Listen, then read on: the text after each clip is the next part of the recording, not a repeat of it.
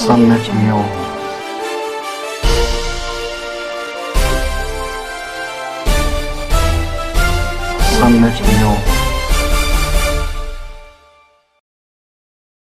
जय भीम। सम्यक न्यूज लाईव्हच्या या विशेष बातमीपत्रामध्ये मी विजय निलंगेकर आपलं स्वागत करतो। पाहूयात आजच्या सम्यक घडामोडी। Phoenix multispeciality hospital and critical care centre, Shivajinagar, Nanded. Ideal institute of biology, Nanded आणि Latur, leader in biology. Lok Sabha के उम्मीदवार हमारी बहन प्रिया दत्त जी, जिनकी तकरीर आप लोगों ने यहां पर सुनी, कृपा शंकर जी, नसीम खान जी, आशीष दुआ जी, सचिन सावंत जी, भाई जगताप जी, इब्राहिम भाईजान, जावेद श्रॉफ, नवाब भाई, शाह आलम शेख, सिराज अहमद खान, अयूब खान, अल नसीर जकेरिया, अनिशा बागुल, अमृता धवन जी, मंच पे बैठे हुए सभी मेरे साथियों, आज यहाँ पर बैठी हुई मेरी सभी माता बहनें, नौजवान साथियों, बुजुर्गों और दोस्तों, अस्सलाम वालेकुम। मैं ज्यादा वक्त नहीं है, सिर्फ 15 मिनट बचे हैं और मैं आपके सामने मेरे ख्यालात को यहां पर इजहार करना चाहूंगा।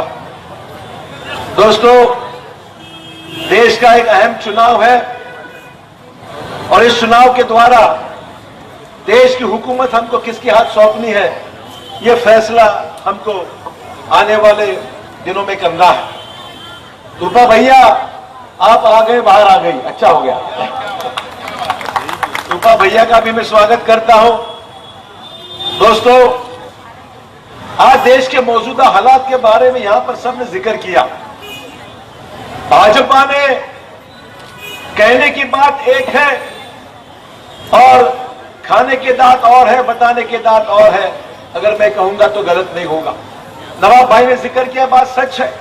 एक तरफ देशभक्ति की बात की जाती है, एक तरफ पैट्रियोटिज्म की बात कही जाती है कि हम देश को बचाना चाहते हैं, हम देश के भक्त हैं, और दूसरी तरफ ऐसे लोगों को उम्मीदवारी दी जाती है जो दहशतवाद, आतंकवाद से जुड़े हुए हैं। मैं यहां पर खास तौर पर जिक्र करना चाहूंगा, 26/11 का वाकया आप सबके सामने है और हर उस व्यक्ति के जो इस देश को, इस मुल्क को मानता है, इस देश में शांति और सुकून से रहना चाहता है, हर वो व्यक्ति के दिल में वो 26/11 का वाकया आज भी दिमाग में है कि हम किस दौर से गुजरे हुए हैं। ये जो साध्वी प्रज्ञा को पकड़ा गया है, वो नासिक की बॉम्ब ब्लास्ट के केस में साध्वी प्रज्ञा और कर्नल पुरोहित को पकड़ा गया था, जिनको सलाखों के पीछे आज रखा गया था। और आपको मैं खास याद दिलाना चाहूंगा कि सरकारी वकील जो है रोहिणी सालियन, उनका बयान था कि हम किसी भी सूरत में ये केस को ढीला कर दें ताकि साध्वी के और कर्नल पुरोहित को इसमें बचाया जा सके। ये बयान किसने दिया है? सरकारी वकील रोहिणी सालियन का जवाब कोर्ट में है, जिन्होंने इस बात का जिक्र किया कि उसके ऊपर दबाव है। आप समझ सकते हैं कि भाजपा देशभक्ति की बात एक तरफ करते हैं, देश को बचाने की बात एक तरफ करते हैं, सर्जिकल स्ट्राइक की बात एक तरफ करते हैं, और दूसरी तरफ आतंकवाद से लिपटे हुए जो शख्स है उनको बचाने में लगे हुए हैं। मैं उसका निषेध करता हूं। दोस्तों, यह आपको तय करना है, ऐसे भाजपा को साथ देना है या फिर कांग्रेस जो देशभक्ति में, देश के लिए 26/11 में जो हमारे शहीद हुए हमारे अफसर हैं, हमारे डिफेंस फोर्सेस है, उनको आज हम उनकी शहादत के लिए बहुत बड़ी इज्जत से हम उनको, उनकी कुर्बानी को ध्यान देते हैं। और दूसरी तरफ ये भाजपा जो बताते कुछ है, कहते कुछ है और करते कुछ है। दोस्तों, पूरा देश एक मुश्किल हालातों से गुजर रहा है। ऐसे लोगों के हाथ में इस देश की सत्ता सौंपी गई है, गलती से सौंपी गई है। लोगों को बड़ी उम्मीदें बताई गई थी कि हम देश में अच्छे दिन लाएंगे। आज अच्छे दिन की बात होती नहीं है। उस वक्त मोदी कहते थे अच्छे दिन आएंगे, लोग कहते थे आएंगे, और लोगों को पूछा जाता था कि अब की बार, लोग कहते थे मोदी सरकार। आज लोगों से पूछा जाता है अब की बार, लोग बोलते बस कर यार, बहुत हो गया यार। ये आज लोगों के जबान से बात आ रही है। मतलब ये जो सब चीजें जो आप देख रहे हैं, आज परिवर्तन पूरी लहर दौड़ रही है। मैं खुद एक उम्मीदवार नांदेड़ लोकसभा चुनाव से आ जा रहा हूं। हमारा दूसरे फेज में चुनाव हो गया, आज तीसरा फेज पूरा हो गया। मैं खास तौर पे बताना चाहूंगा, यहां पर बैठे हुए पूरी माइनॉरिटी को बताना चाहूंगा कि 90% माइनॉरिटी का वोट पूरा कांग्रेस को गया है। दोस्तों, मैं कहना चाहूंगा, बिल्कुल शक की कोई गुंजाइश नहीं है। और सिर्फ माइनॉरिटी नहीं, देश के अन्य भी लोग, हमारे जो गरीब है, दलित है, आदिवासी है, मराठा है, ओबीसी है, ये सब जान चुके हैं कि इनके हाथ में सरकार सौंपना मतलब अगले 5 सालों में अपनी हुकूमत, अपनी जो हाथ में जो सच्चाई है वो भी बयान करने के लिए हमारे पास कुछ बचेगा नहीं।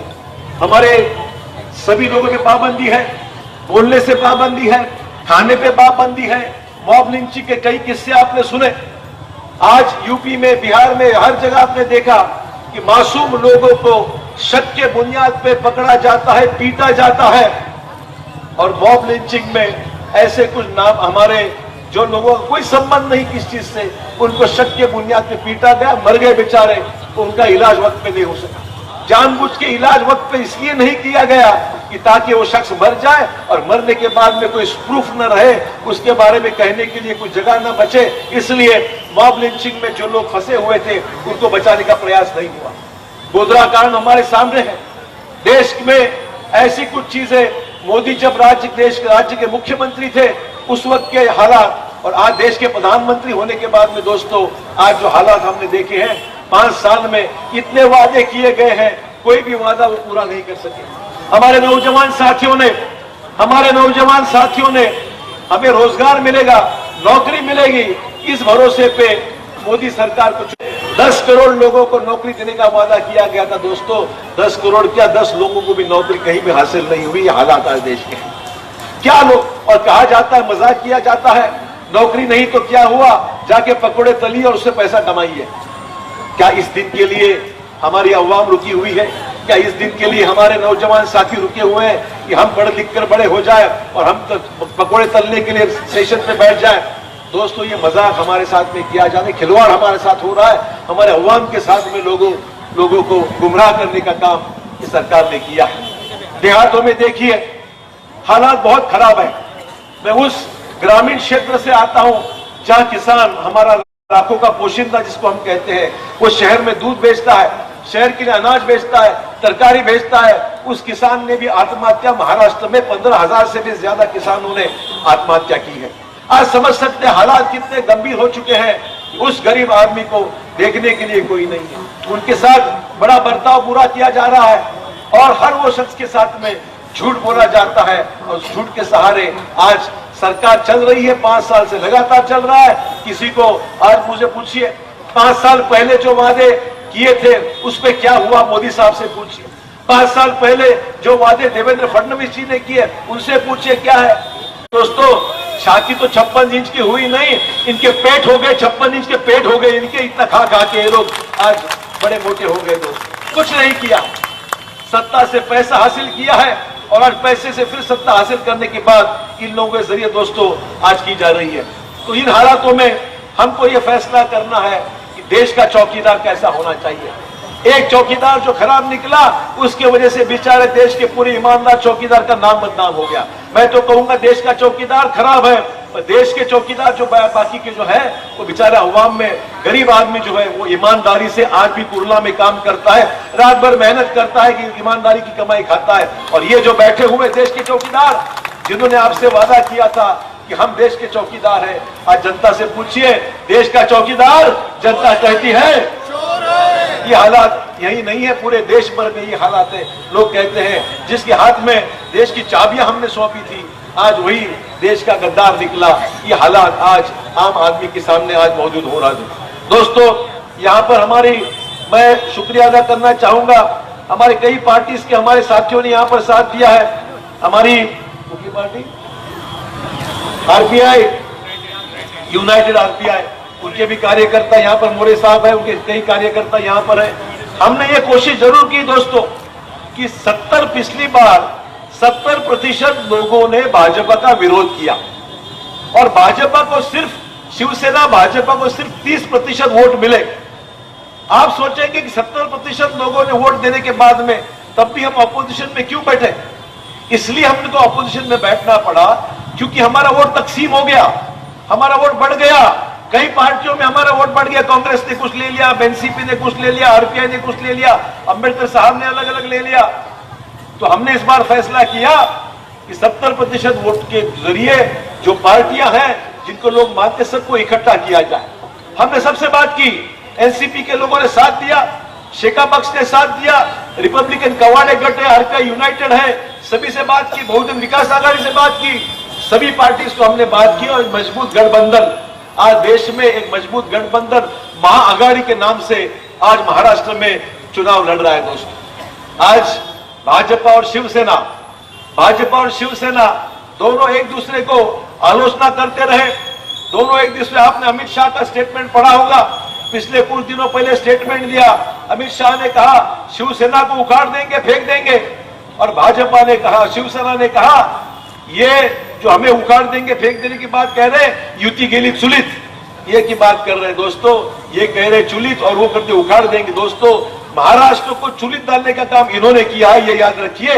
महाराष्ट्र की बर्बादी अगर किसी ने की होगी तो इन लोगों के कारण। दोस्तों, आपने देखा कि लोगों के पास पैसा नहीं रहा।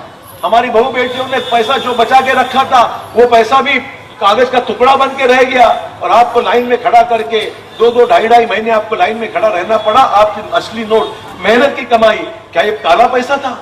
आपकी मेहनत की कमाई, आपको लाइन में खड़े रहकर नोट बदलवाने की हालात जो हो गए, उसके लिए जिम्मेदार, आपकी इस हालत को जिम्मेदार कौन है? तो ये मोदी सरकार है, जिन्होंने आपको कष्ट दिया है, आपको तकलीफ दी है।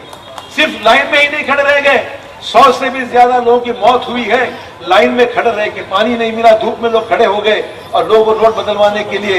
इसीलिए दोस्तों, ये काम करना पड़ा। दोस्तों, मैं उससे ज्यादा वक्त नहीं लूंगा।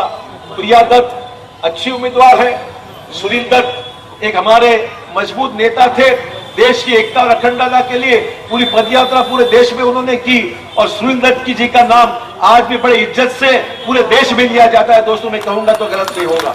प्रिया दत्त उसी की मिसाल है, अच्छी काम करने वाली हमारी नेता है, और मुझे पूरी विश्वास है कि प्रिया दत्त के जरिए इस एरिया के डेव्हलपमेंट के लिए बहुत अच्छा काम होगा। पाहत रहा सम्यक न्यूज लाईव्ह। बातमी पाहण्यासाठी यूट्यूबवर सबस्क्राईब करा,